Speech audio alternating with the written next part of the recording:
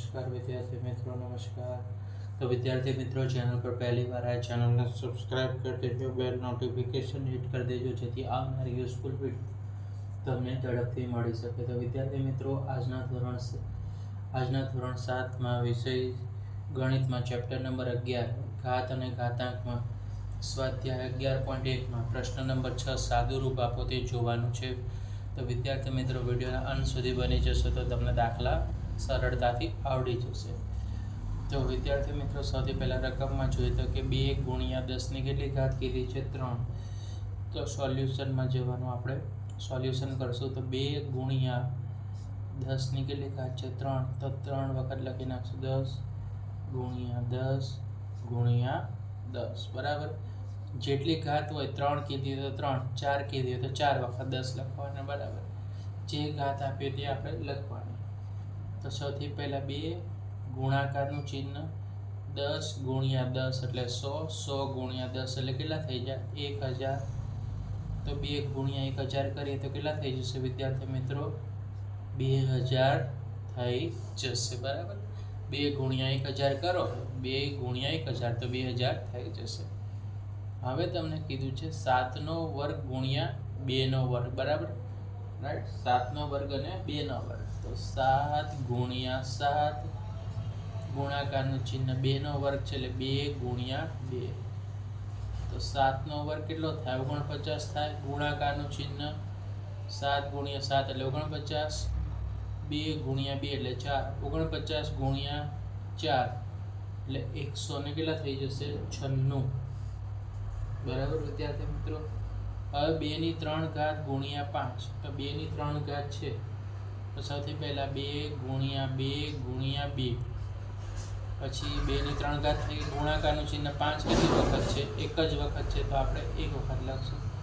2 ની 3 ઘાત એટલે 8 ગુણ્યા 5, તો 8 ગુણ્યા 5 એટલે કેટલા થઈ જશે? 40 થઈ જશે, રાઈટ? ક્વેશ્ચન 3નો આન્સર થયો વિદ્યાર્થી મિત્રો।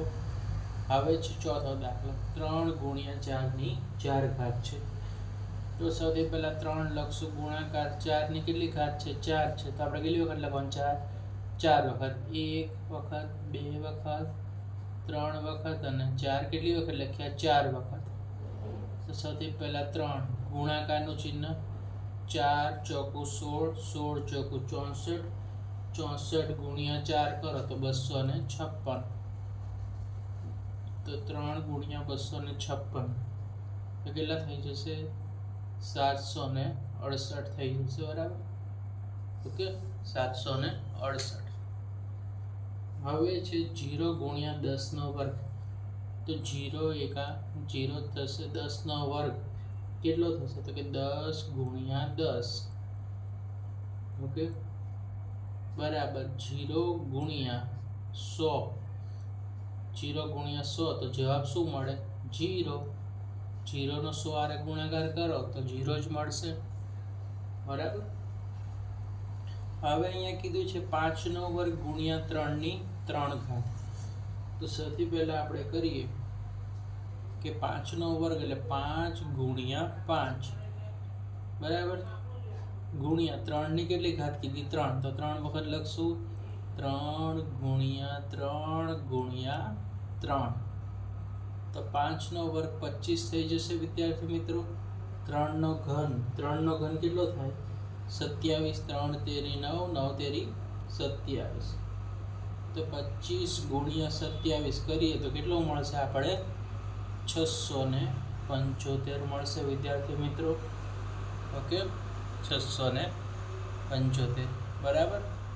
હવે 2 ની 4 ઘાત છે ગુણ્યા 3નો વર્ગ કરવાનો છે, તો સૌથી પહેલા આપણે 2 ની 4 ઘાતનું સોલ્યુશન, 2 ગુણ્યા 2 ગુણ્યા 2 ગુણ્યા 2, 2 ની કેટલી ઘાત થઈ ગઈ? 4 ઘાત થઈ ગઈ વિદ્યાર્થી મિત્રો।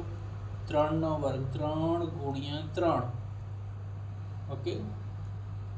હવે જુઓ, 2 દુ 4, 4 દુ 8, 8 દુ કેટલા થઈ જશે? 16, ગુણાકારનું ચિહ્ન 3 તેરી 9, 16 નવા કેટલા થઈ જશે? 144, 16 નવા 144, તો આ એનો 7માનો આન્સર છે વિદ્યાર્થી મિત્રો, કે ક્લિયર છે?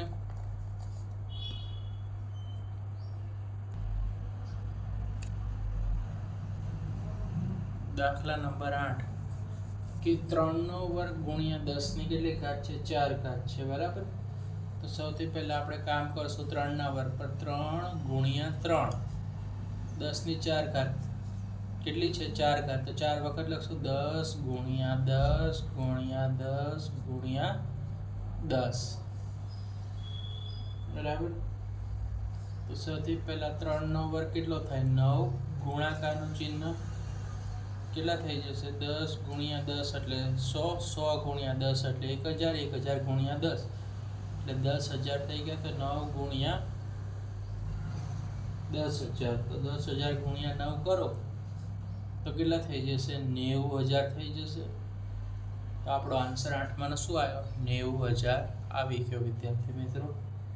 હવે દાખલા નંબર 6 છે કે આપણને કીધું છે સાદુરૂપ આપવાનું છે. પહેલી સંખ્યા છે 4નો ઘન. તો 4નો ઘન કીધું છે તો વિદ્યાર્થી મિત્રો આપણે આનું સોલ્યુશન કરશું. તો કે 4 -4 ગુણ્યા -4 ગુણ્યા -4, બરાબર. તો સૌથી પહેલા આપણે જોઈએ કે 4 ચોક કેટલા થઈ જશે? તો કે 4 ચોક 16, માઇનસ માઇનસ ચિહ્ન ઉડી જાય એટલે કે +16 થઈ જશે. માઇનસ માઇનસ શું થઈ જાય? પ્લસ. 4 ચોકું 16. ગુણાકારનું ચિહ્ન આ -4 છે આપણે અહીંયા લઈ આવ્યા, બરાબર. વિદ્યાર્થી મિત્રો જો ધ્યાન રાખો, 4 ગુણ્યા 4 ગુણ્યા 4 તો 4 ચોકું 16 અને ગુણાકાર અને આ -4 હતા આપણે અહીંયા લાવ્યા તો 16 ચોક કેટલા થઈ જાય? 64 થઈ જાય, બરાબર. ક્લિયર છે. પણ 64 કેવા થશે? જો અહીંયા એક વખત વત્તા છે ને અહીંયા ઓછા, વત્તા ઓછા શું થાય? ઓછા. 16 ચોકું 64. નિશાની શેની લાગશે? માઇનસની નિશાની લાગશે. નિશાનીઓમાં ખાસ યાદ રાખવાનું વિદ્યાર્થી મિત્રો કે જ્યારે એકવાર વત્તા હોય અને ઓછા હોય તો નિશાની ઓછાની લાગે અને ઓછા હોય તો વત્તા થઈ જાય, બરાબર. 16 ચોકું 64. ક્લિયર છે. ચલો હવે આગળ જઈએ. -3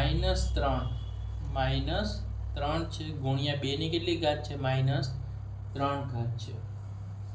તો સૌથી પહેલા આપણે અહીંયા લખી કાઢીએ કે રકમ લખશું આપણે કે 3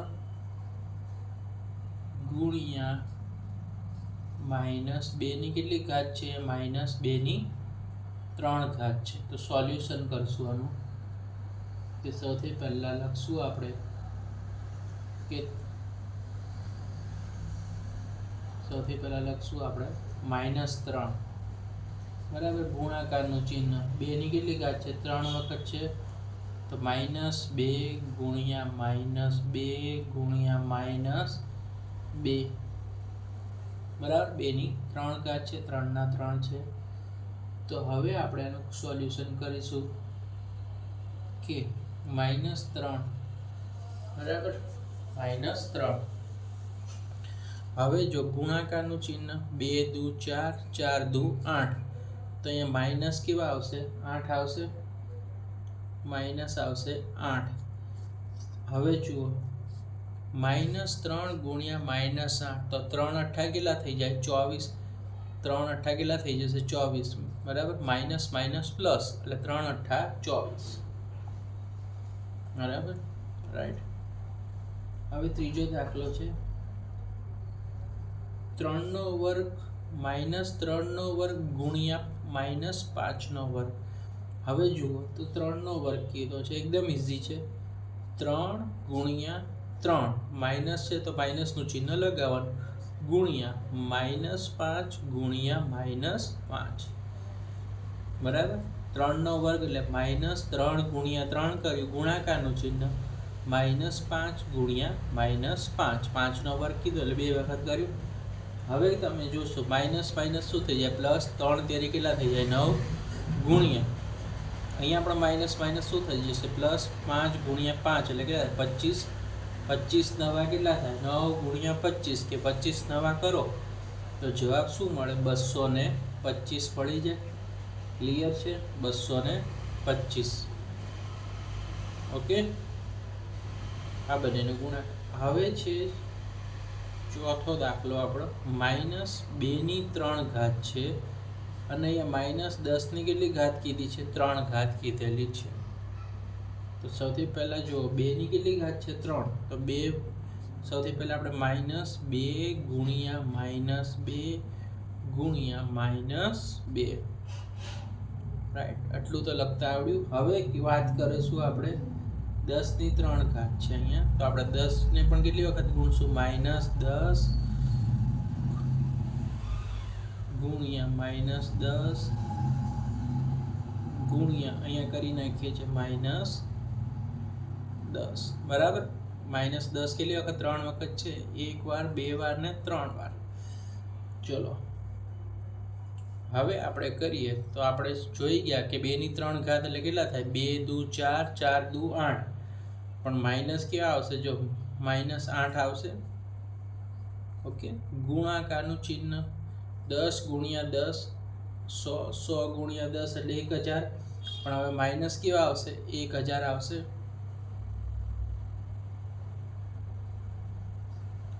આઠ ગુણ્યા 1000 કરીએ વિદ્યાર્થી મિત્રો તો કેટલા આવે, 8000 આવે, બરાબર.